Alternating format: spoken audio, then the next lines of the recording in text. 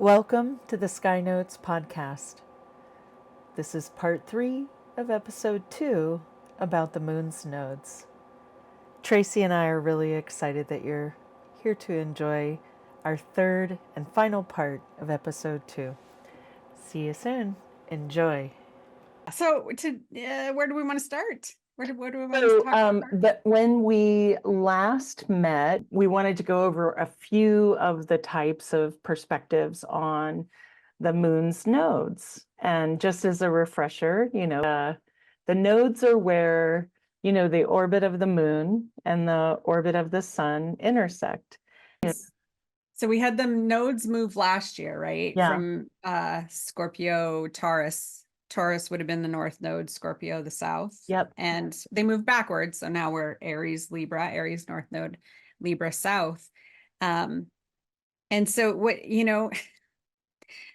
when you're talking about it's Taurus's job to crystallize, and you think Yeah. about the nodes moving backwards, it's, maybe that's another way, that whole destructive energy of the Yeah. nodes, Well, and because now we're not building on the ideas of the well, and zodiac. it's so poetic, right? That preceding this movement into Aries, there was the Uranus in Taurus and the Jupiter in Taurus kind of fiddling around with the Taurus North Node. And then now it's Chiron. And there's a comedian, Frankie Boyle, in the UK, and I like a lot of British panel shows, super ridiculous. And in one of them, he said, he was working with a team and he found that he could get more points if he just made them look worse. And then he tried to justify this by saying, it's great that we build civilizations and buildings and communities, but sometimes you need to pick up and move, and then somebody needs to come in and tear all of that down. And I'm your guy. And I think about that, super rowdy vibe of that's great, Taurus North Node. You really have created quite a few structures. Pow, pow, pow, pow, pow. Yeah, well, and it's interesting because we went through this phase of so if you don't know, then it takes 18.6 years approximately for the nodes to make it all the way through the zodiac. Yeah. So it's just what, a year and a half, a year 0.8, something like that, that the nodes will go through a pair of signs. They're always exactly opposed each other. So when you're talking about the north node, the south node's always going to be in the exact opposite position. But when we had them going through Taurus and Scorpio, the issues of scarcity were so palpable, Yeah. and the hoarding of stuff and the concern of stuff, really. Yeah. Like, Yeah. for it's not much more complicated than that, No toilet paper in the stores, no food on the shelves. Yeah. Yeah, Yeah. we ran out of baby food and Right. formula, Right. right? Like, just really. Fundamental. Yeah. Yeah. And also, like, production was halted or interrupted, or companies are still, to the repercussions of that, having a hard time Yeah. keeping up with demand on things, right? Yeah. Exactly. And so, now in Aries, we're not hearing about that anymore, even though it's still a problem. Right. Right. It's not that It's important. right. And then you think about that South Node in Libra, right? You know, if it were from the evolutionary astrology perspective, we would be trying to figure out this chasm, that exists in our conversation and in our communities. Like, I remember somebody teasing me. I personally don't favor Donald Trump. And somebody made fun of me because I came over to a relative and was so excited to see her. And they were like, "Meh, meh, she likes Donald Trump." But I was like, "Meh, meh, she's awesome." And that vibe, right? Like, and I include in that all of the value of working with marginalized people, in this experience that you and I are having. very often when I'm doing my research, I find two different views on the same topic. So for the node discussion, I looked up what other people thought about evolutionary astrology, and there are a variety of opinions about it. And then I think about it from the perspective of somebody who, I think I had a traumatizing early childhood. And when I discovered evolutionary astrology, I felt this great sense of relief and meaning, and felt a great sense of being able to kind of contextualize things that had happened to me so that it wasn't my fault, or, and I'm not saying that from an accountability place. I don't want to presented in that way. That things that I was labeled with that weren't my responsibility I was able to lift them off. And so working with marginalized group, working from the outside in, I find that that really is something that happens a lot where you consider the primary source. You let the person who is having that experience define that experience, and you don't gaslight them and say, that's not what's really happening. You kind of try to figure it out. If I take it from the traditional standpoint of the South Node is where you're losing things and Libra is there, there's a diminishment, there's less benefit. I think, oh, that is interesting. I mean, it would stand to reason if there's an emphasis on war or discord that there would be less community, but not necessarily, not, I mean, civilization persists, right? We have larger goals than the goals of two fighting parts kind of thing. So that's interesting because on the one hand, we would be trying to perhaps let go of niceness. I hear with Libra, there's like, trying to get through things by kind of being polite or presenting an acceptable mask or, changing the subject kind of thing, that are all actually quite useful, in the right circumstances. And when they're distressing, right? When people can't be held accountable or can't sort of fashion a world where they're not hurting people, then it becomes an issue, then it's sort of like, oh my God, we can't get rid of more civilization. We kind of need to hold on to what we've got.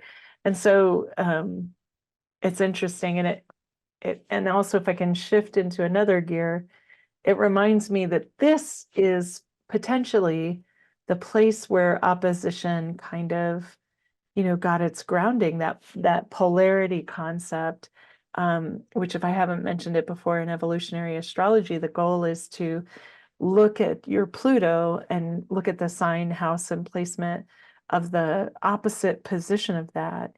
And it's in partnership with the nodes to determine your soul's purpose, to determine why you're here, or to get a better insight into it, let's say.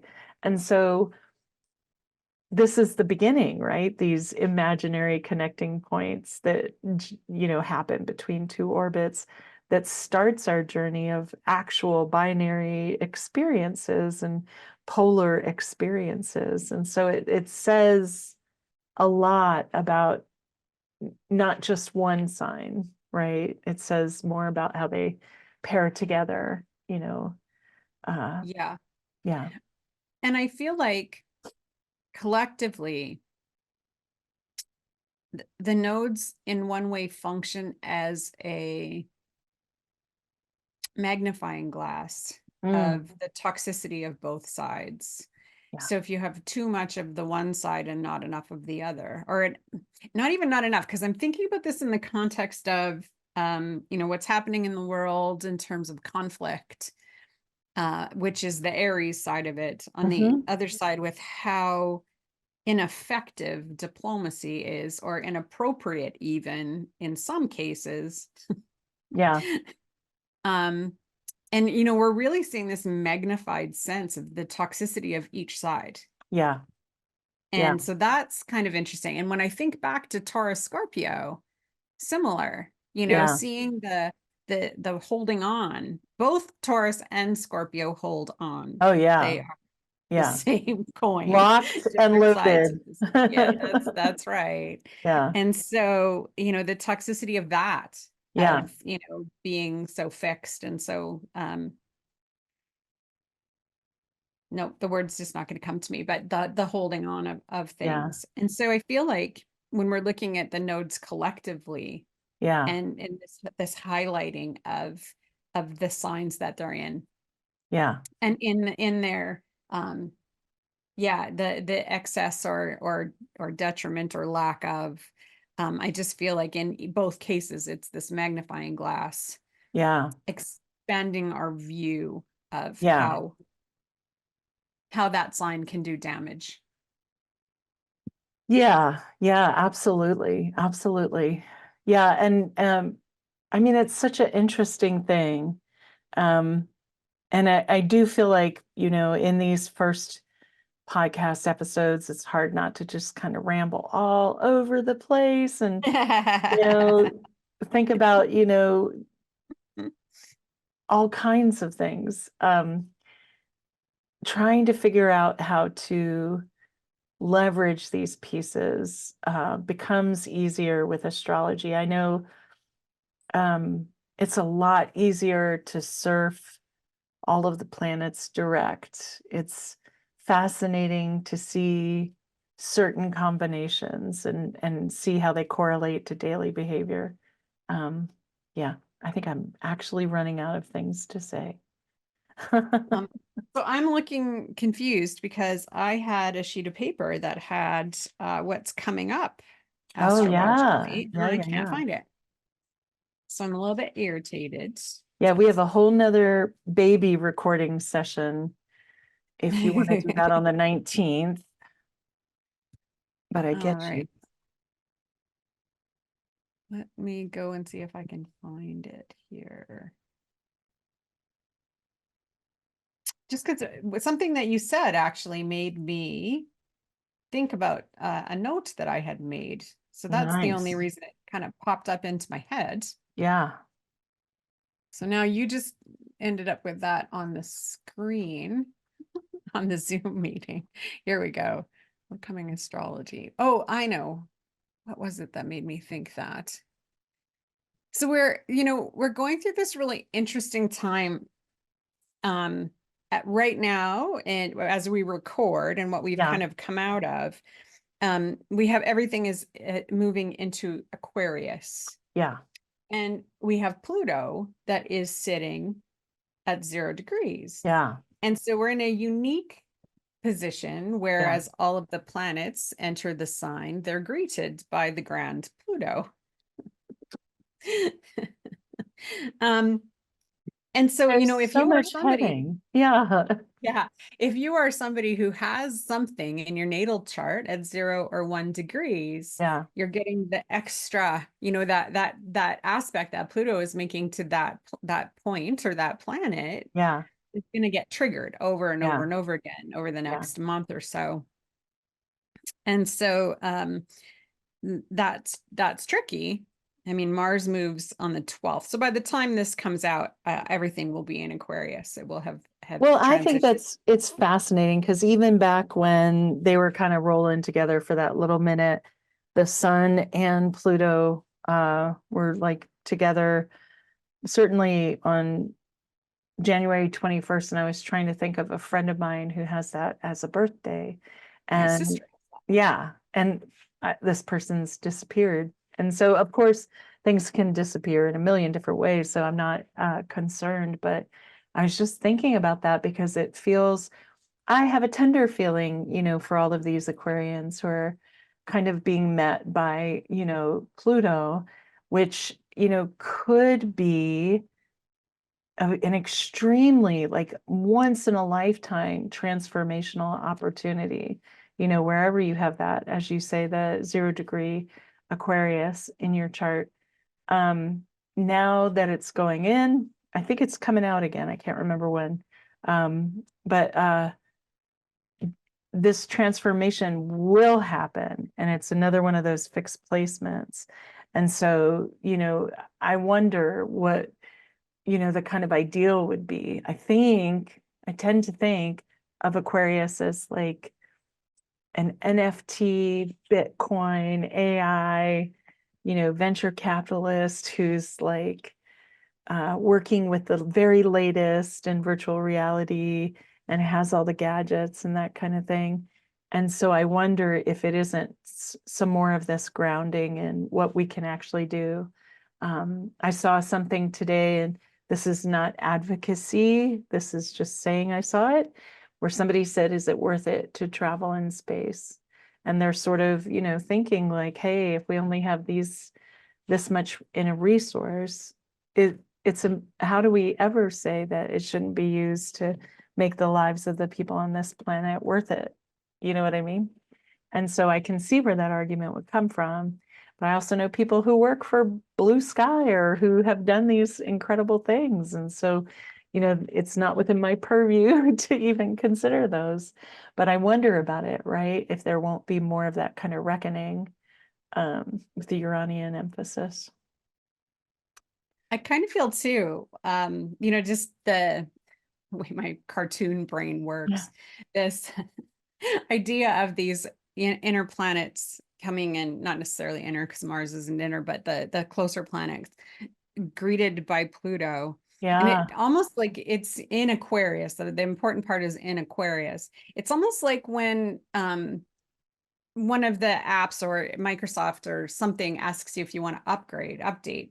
Yes. And it's like, right? And Yeah. if you don't, you're not going to be on the same page as Yeah. everybody else. But Yeah. is it an improvement? Those are not the same thing. Right.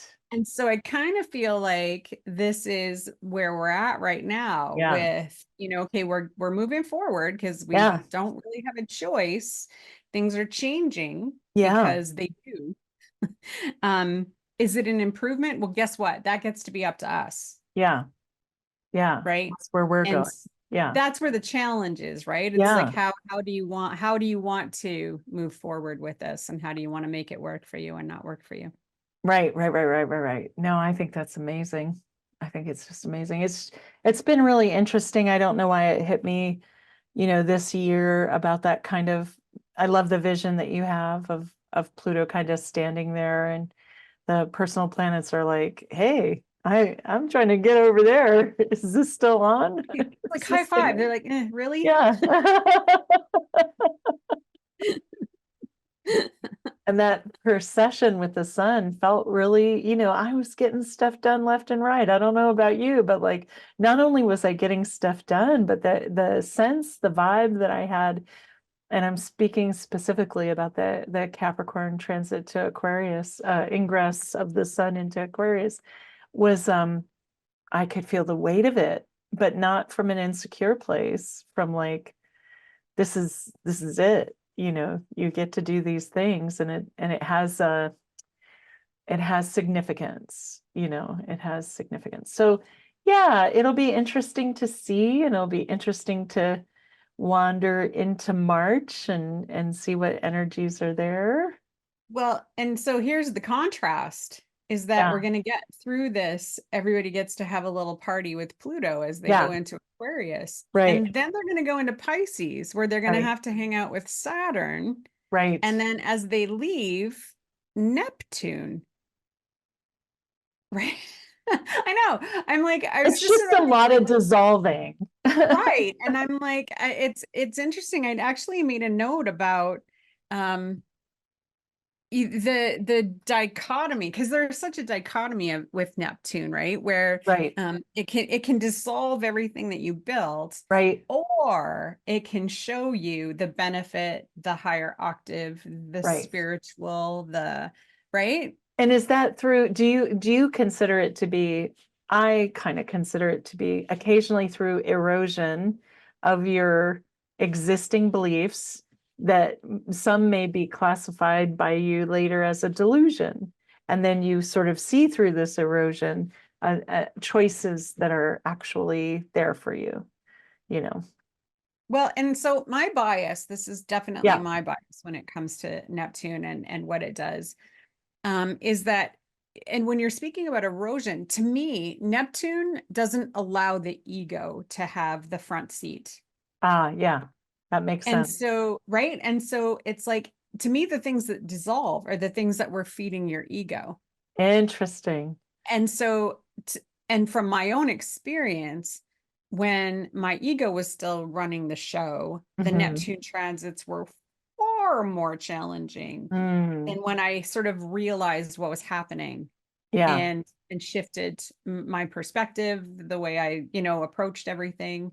And Yeah. so, and I have to be careful because some of my most difficult transits have been Neptune transits. And so I tend to default to Neptune.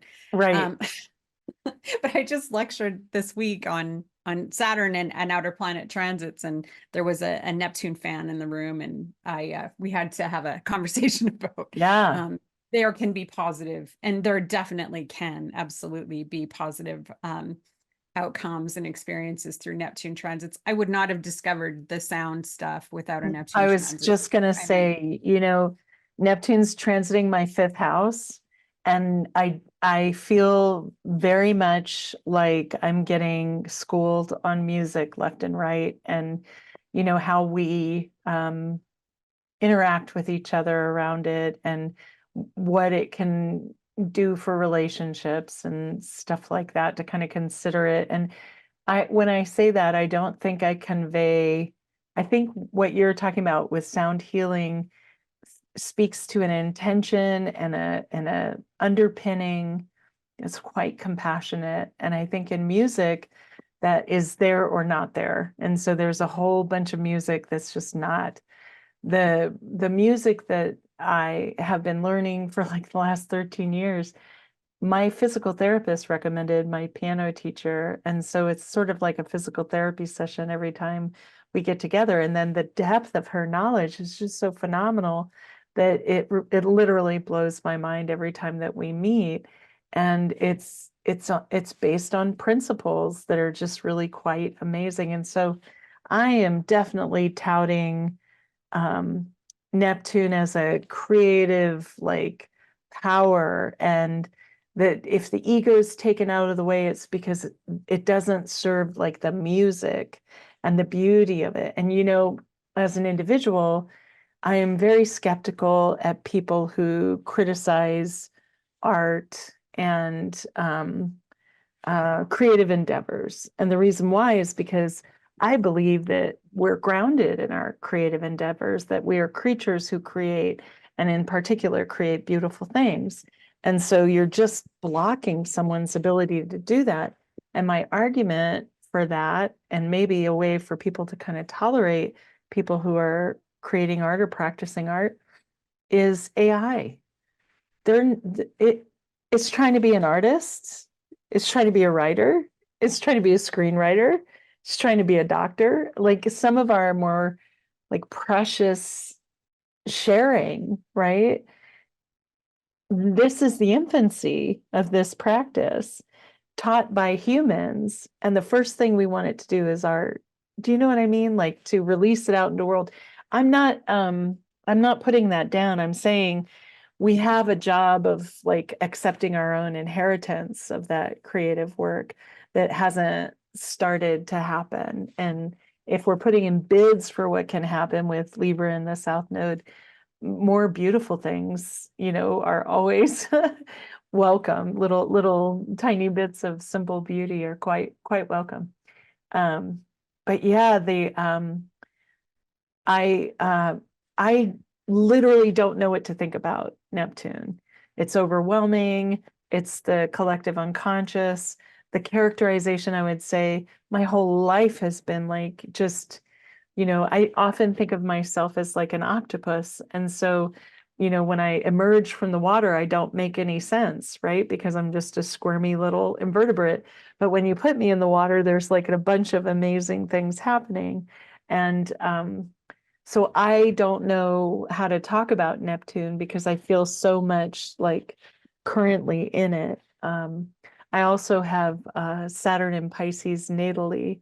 And so that sense of what I've normally gotten from that is just such a sense of melancholy and, having to cheer it up. And when you're trying to cheer up, time, you don't use the same techniques. You can get Neptune drunk, I guess, but Saturn really wants you to kind of hold down the fort and have, I would argue, a sensibility about things that are esoteric or ephemeral so that you can better kind of do the reality building that Saturn wants us to do. And so anyway, I kind of dived over to that because that's my own personal experience. But yeah, that Neptune delusion, oh my God, and blind spots, crap on a pancake. Like, oh my gosh, Neptune will tell you whatever you want to hear. And then the next thing you know, you're in a bad neighborhood, for you. Well, when we're talking about this whole like the positive and negative, let's say, or the, but when we're talking about the astrology of things, and it's like the delusion that you're talking about with Neptune can be bring terrible things to Right, people, but at the same right, time, it can be such a gift to right, people to look right. at things from, you know, you know what I'm saying? Like I've got a 100%. somebody close to me who's got a really potent Neptune, and it aspects a lot of planets, and so the memory for this person is always so rosy, and Yeah, even like especially about the self. yeah. Um, and I just think, God, to be able to live and thinking, believing that your history was, and you in your history was a magical unicorn. I don't think that would be so bad some days. I agree with you 100%. And I would also say the dreams and the cool, like, stories that pop up, Yeah. super entertaining. Well, and Super. definitely. And Yeah. also, I'm going to say that in synastry, Uh-huh. a little bit in Neptune can be lovely because it helps overlook, right? It gives the rose-colored glass. I think my husband's Neptune is on my son, and I think my son is on his Neptune. And so he has said things to me like, I don't think that I should, well, I don't think that I should. What does he say? I'm not monitoring him. Do you know what I mean? Like, I'm not interested in that in a partner. And Yeah. so he used to call me a freedom fascist. And, obviously, as we go through the pod, we'll see what that ends up looking like. But he said he used to think he didn't deserve not to be monitored or something. I know he didn't use those words, but that sense of, the common idea of like the wife is like, go do this thing, husband, go do this thing. And I'm Right. like, who are you though? Like inside, like you're so yummy. Where did you get that from? What is that? And all of the Aries stuff, being like, if I ever come at him sideways, he's like, stop. And he'll warn me now because he's also a Scorpio and he'll say, you've awoken the Scorpio, and Scorpios are known for revenge. So that's all he's trying to say. But the point there being that Neptune also lightening things, in the healthiest sort of standpoint where um, Rilke used to say the hardest thing about being in a long-term relationship is supporting someone's individuality, but it's also like the most critical thing. And so it is that kind of like, I want you to come to me, when you're ready to be seen. And I want you to, get everything you need, but like there's a universe out there trying to lift you up. And I sure don't want to get in the way of that. But but yeah, I think about Maurice Fernandez, another great astrologer, and like talking about water poisoning and the lead in the water, and of course poisoning the environment with illness and all of that sort of stuff, as being part of that Neptune in Pisces. And I know we're just waiting for Neptune to shift over to Aries to kind of help us be a little less waterlogged. Yeah. Well, and I don't know if you have the same sense, but you know, moving forward, because we are going to have this intense period of Pisces and the transits to Saturn and Neptune, which both planets have a connection to depression and disillusionment, Yeah. right? And neither one of them likes ego. Right. And so, right. And so I feel like that whole transiting period for people is going to be about losing things that are only supporting your ego. And Interesting. so, if anybody's finding themselves in a place of, things are leaving or not working, or, Yeah. getting disillusioned about it, just sit back and see which part of you that's feeding. And Right. can you change direction and Right. still make it work? Right? Right. Take yourself Right. out of it and see if you can still make it happen and still make it Right. work. Right? Or if it just needs Not to so much go. fixing, but is there sort of Pivot. like if you're at the buffet of life, you Mhm. add a little salad to your plate. You move away from the soft serve machine, you stay away from the, rack of lamb. You're kind of taking in the stuff that means a lot to you. Or, I mean, it's a fantasy, right? So if you were only fed on a certain thing, that certain thing shows up. Yeah. Um, Well, and I always say to people when we talk about ego stuff, it's like, ask yourself why. Why are you doing it? yeah, You know? And if yeah, if the answer is for anything but your own enrichment, yeah, decide if it can become for your own enrichment, yes, yes, yeah, right? yeah. Or if it's time to just try something different. Yeah. Yeah. Yeah. And it can be little. I mean, I remember reading Sun Tzu, The Art of War. And one of the phrases that really captured me was talking about making great change. And that the goal of making great change doesn't mean you go barging in and announcing the change. It means you change a million little things in a million little areas. And I remember Bernadette Brady too talking about this once about switch where your watch is, put on something that you don't normally wear.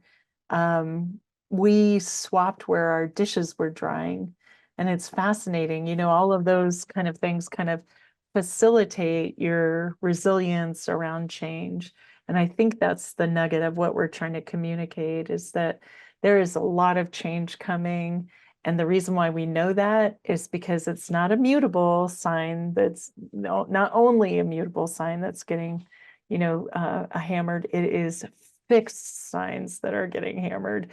And so that I think particularly about the Uranus and Taurus, um, that alone would constitute massive change from a potentially resistant population. If you multiply it by uh, the shift out of Aquarius into Pisces, I don't know how to prepare people for stuff like that, apart from what you're saying. Observe if you can provide a greater nourishment to yourself, uh, become more resilient.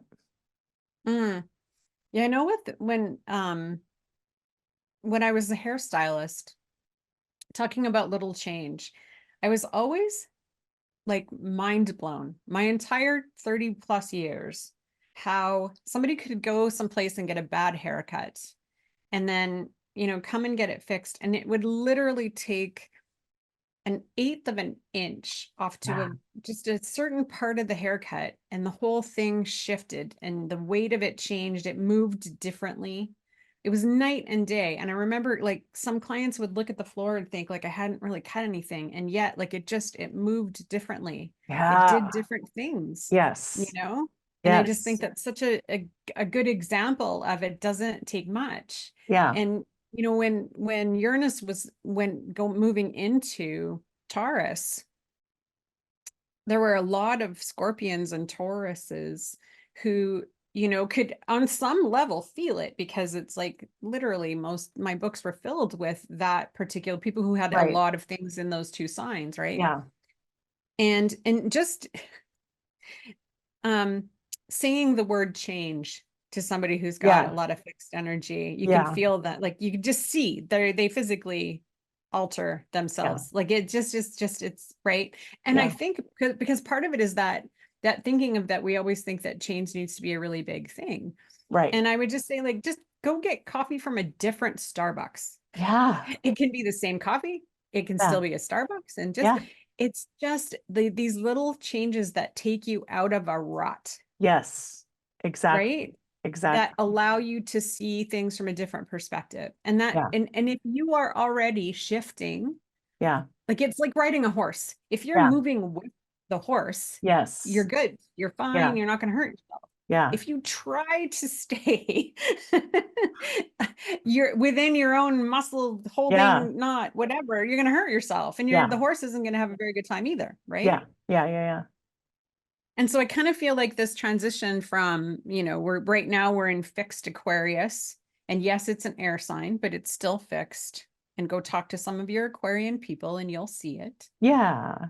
Wonderful, but they're a fixed sign. Yeah. And then we're going to go into the most mutable of signs, which is Yes. Pisces. Yeah. And that in itself is going to be a big, weird Yeah. swish of energetic change that we're going to go through. So, Yeah. With that yeah. Saturn in And I Pisces. mean, Yeah. we're in a time when like all of the outer planets are within, what is it, 90 degrees of each other. Yeah.